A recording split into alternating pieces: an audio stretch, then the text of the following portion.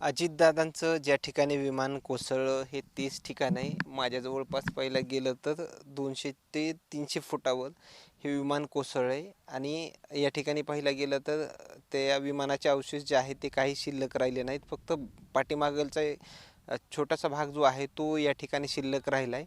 परिस्थिती पाहिला गेलं तर ज्या ठिकाणी हे विमान कोसळले त्या ठिकाणी पूर्णतः म्हणजे पक्का डोंगर आहे. त्यामुळं विमानाचं मोठ्या प्रमाणामध्ये या ठिकाणी नुकसान झालं आहे आणि या ठिकाणी म्हणजे आजूबाजूच्या परिसरामध्ये पाहिलं तर कुठेही या ठिकाणी छोटीशी वस्ती वगैरे नाही आहे. त्यामुळं लवकरात लवकर ही म्हणजे तिथपर्यंत जे आहे ते लोकांना पोहोचता आलं नाही आहे आणि जवळपास पाहायला गेलं तर हा पूर्ण परिसर जो आहे तो या ठिकाणी पोलीस प्रशासनानं सील केलेला आहे. तपास यंत्रणा पूर्ण तपास जे आहे ते या ठिकाणी करतायत आणि विमान ज्या ठिकाणी कोसळलं आहे त्या ठिकाणीच पाहायला गेलं तर हा पूर्ण कच्चा रस्ता जो आहे तर जसं की आपण ग्रामीण भागामध्ये पांदन रस्ता म्हणतो त्या पद्धतीचा हा कच्चा रस्ता आपल्याला पाहायला मिळतोय.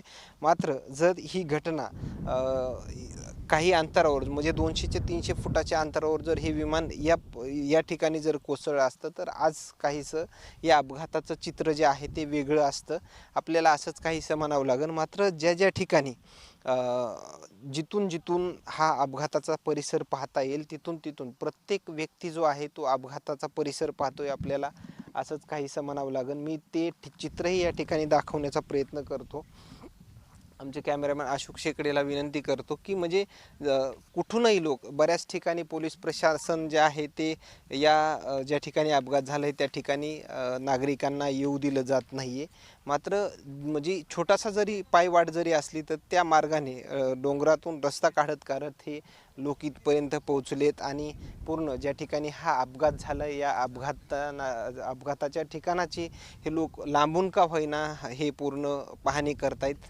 आणि या ठिकाणी पाहिलं गेलं तर महिला देखील मोठ्या संख्येने सकाळपासून जे आहे ते यायला या ठिकाणी सुरुवात झाली. तब्बल 2 ते 3 ठिकाणाहून प्रत्येक व्यक्तीला अडवलं जात आहे. मात्र इथपर्यंत येण्याचा प्रयत्न जो आहे तो या ठिकाणी प्रत्येकजण करत असल्याचा देखील पाहायला मिळतोय आणि सिच्युएशन जर पाहिलं गेलं तर पूर्ण जो आहे तो परिसर या ठिकाणी सील करण्यात आला आहे. आजूबाजूला जर पाहिलं गेलं तर ही पूर्ण ऊसाची शेती आहे. अशा जरी ठिकाणी हे विमान जरी कोसळलं असतं तरी आजचं चित्र जे आहे ते काहीसं वेगळं असतं. आपल्याला असंच काहीसं म्हणावं लागेल आणि अशा ठिकाणी हे विमान जे आहे ते कोसळलं आणि ही परिस्थिती ज्या ठिकाणी हा अपघात झाला आहे या ठिकाणची आपल्याला ही सिच्युएशन पाहिल्याच्या नंतर आपल्याला तुम्हाला काय वाटतं हे तुम्हाला नक्की समजलं असेल. काही अंतरावर जर आहे ती धावपट्टी आहे ती देखील त्या ठिकाणी बंद करण्यात आली आहे.